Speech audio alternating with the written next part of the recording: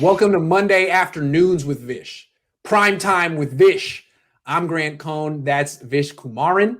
And we got a lot of Niner stuff to talk about. As always, breaking news. We have a lot of Niner stuff to talk about. I promise I'm never going to say that at the beginning of a show again. I'm going to think of better things to say. What I want to say is, in the news, Kirk Cousins, Matthew Stafford. I just want to know what Vish thinks. That's what the nature of this show is. So, Vish, what do you think of the report that, if it is a report, that the Niners would be interested in Kirk Cousins if he were to become available in a trade?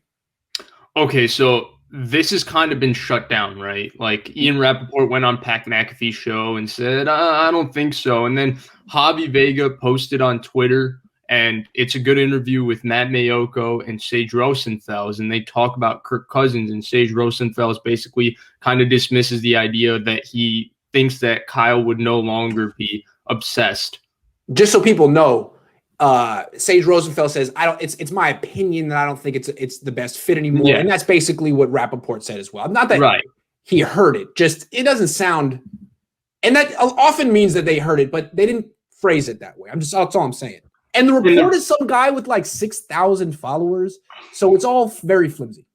Right. And with Rosenfels, just another thing to keep an eye on is, when I listened to him talk about it from that context, what I gathered was he had been talking to Kubiak rather than Shanahan. And from talking to Kubiak, it felt like he didn't have the best opinion and was gathering the best opinion of Kirk Cousins, which would then, his speculation was basically that if Shanahan spoke to Gary Kubiak now, he might not be as enamored with Kirk Cousins. That was his final conclusion. But it's out there, so let's talk about it, right? And so, in my opinion, this is not going to happen. With Minnesota, I just don't see how they can trade him. I don't see what their plan is if they trade him. I don't know what they would do because they got this veteran team that they kind of just retooled, and they have picks and everything, but I don't think they're at a point where they can just press the reset button. They can maybe do that next year with Kirk Cousins or the year after. We'll see, but I just don't see this happening. In terms of his fit for the 49ers, I would say that you got to look at him as he would be a Ryan Tannehill for them. I don't think he's as good as Ryan Tannehill, but I think that's the guy you got to think of, where really good executor of the scheme, goes to the right spot with the football most of the time, if not all the time, can make every single throw that's necessary for this offense. Really good off play action, just a really solid player. To me, Ryan Tannehill offers more in terms of how athletic he is and his arm, but Kirk Cousins is a really solid player. And yes, in my opinion, he would be an upgrade. I know the reservations everybody has, and I have the same ones when it comes to Kirk Cousins.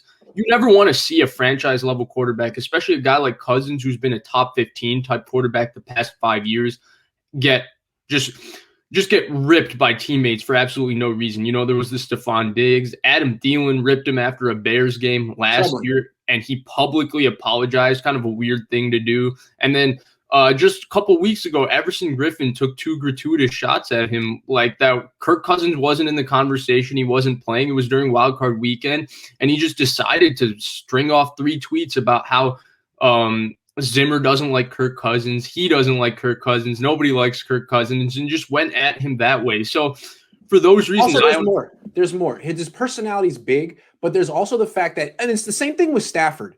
I think Stafford and Cousins are very similar because they both have big arms. They both can execute, but they both are guys in their early 30s that have this long track record, whether it's their fault or not, of not winning against winning teams. Not winning in prime time, not winning against winning teams. They both have losing by bad records against winning teams. And it's like, it may not be their fault, but if you're moving off of Jimmy to bring in a new guy, you're moving off of Jimmy so you can win the big one. Right. And you have these questions.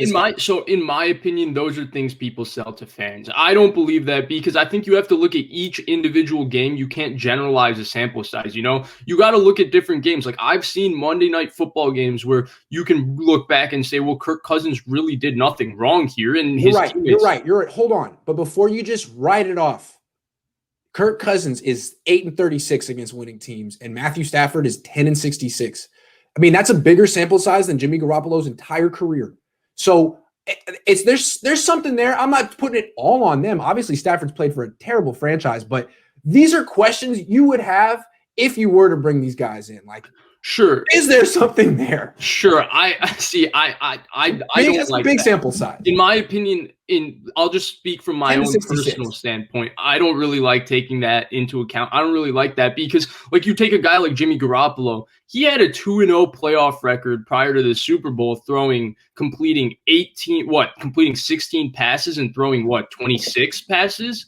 So it's like when you look at stuff like that, taking wins and losses and taking it away from the quarterback, like, you got to isolate every single variable and just look at the quarterback. So I don't think it's fair to do that to Kirk Cousins. I just think it's amazing that Stafford is actually 64, 24-1 against winning teams and 10-66 against losing teams and 10-66. That's amazing. But we're not talking about Stafford. Okay, look, I agree. Cousins is a better player, even though Cousins has this weird thing where he doesn't win on prime time and doesn't beat winning teams, and it's not all his fault. You put him with Shanahan. I think he's a better player than Garoppolo, not just because he's more durable, but because he's more physically gifted. He has a stronger arm. He's more accurate. His mechanics are better. He's a smarter player, and he's more mobile. He's a better player. He's a lot like Stafford. I think, huh? It's a lot like Stafford. If you like Stafford, Cousins is kind of similar. He's not as gifted. I mean, no one's really as gifted as Stafford except for Allen, but dude, the guy throws a nice deep ball. I think the one detail that's the big difference between Stafford and Cousins is from the standpoint of Cousins kind of has been able to fill in, especially the last 4 years or so, into the system that suits him, right? The system that suits him and the system that he can be best at. And I think he ceilings out as a quarterback that's somewhere 13 to 15 in the NFL, and that's exactly where he is right now. And he can ceiling out only in this particular system, which is the Kyle Shanahan, the Gary Kubiak, Mike Shanahan system. Yep. And he had success early with McVay running this system. He had success with Stefanski. He's had success with Kubiak. So in my opinion, with Stafford, he's not been put into a quarterback-friendly, I mean, everybody calls this a quarterback-friendly, it's quote-unquote quarterback-friendly system because a lot of the throws and process is schemed up in this system. So because of that, I don't think Stafford's ever been put into such a situation. But this isn't to compare Stafford and Cousins. The bottom line is, I think Cousins would be an upgrade, but is Cousins worth trading a couple picks for when you have Jimmy Garoppolo? I don't exactly know that. And it's because, we've had to talk about Jimmy Garoppolo every single time I've been on here, and I've been mostly critical rather than flattering. But, Jimmy Garoppolo still is a solid player. He's still a good quarterback, or an okay quarterback that you can win with. And for that reason, I ultimately think that, he, as good as I think Cousins is, and I think he would be an upgrade in this system, I don't think he's worth trading any sort of money. You seem to be having kind of. I'm sorry. I was looking at Matthew Stafford's career splits, and they're all messed up. But I'm looking at him year by year, and I mean, he can do play action. He's better with play action. He doesn't get to do it very much. It's a really good point. Kirk Cousins is like a product of a system and a play action. And the whole idea is Stafford has never had any of that. Put him in that. But again, Stafford's career QB rating is 88. Cousins is 97. Maybe in this system, Stafford gets bumped up to about that level or maybe a little bit above it. You know what I'm saying? That's all I'm saying. That's always been my point. Because they're similar level players right now. If I was to rank the 15 best quarterbacks in the NFL, they're going to fall very close to each other. If I started ranking them, I think Stafford would be about 12 or 13 and Cousins would be 15. But in my opinion, you put Stafford in McVay's system, Stafford boosts to 8 or 7 or 8, and Cousins still stays at 15. All right, let's focus this Cousins discussion real quick before we move on.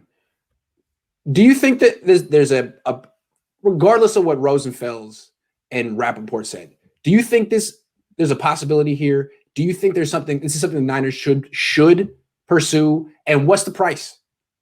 Look, unless the price is where it's just you trade Jimmy and you're trading a 4th round pick or a 5th round pick, I'd do that. Because to me, Jimmy plus a 5th round pick is equal to Kirk Cousins.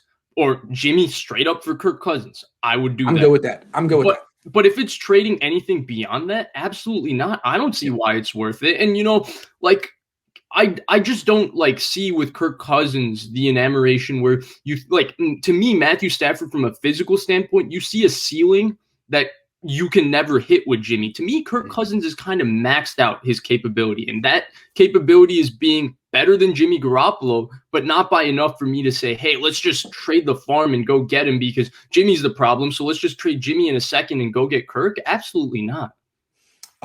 Yeah, I'm with you. Before we move on, no, don't do that. And again, I want to talk to Kyle. Kyle, don't trade for Kirk Cousins unless you can trade Jimmy Garoppolo straight up. Don't do it because I sincerely believe it'll get you fired. You're going to give up picks you shouldn't give up.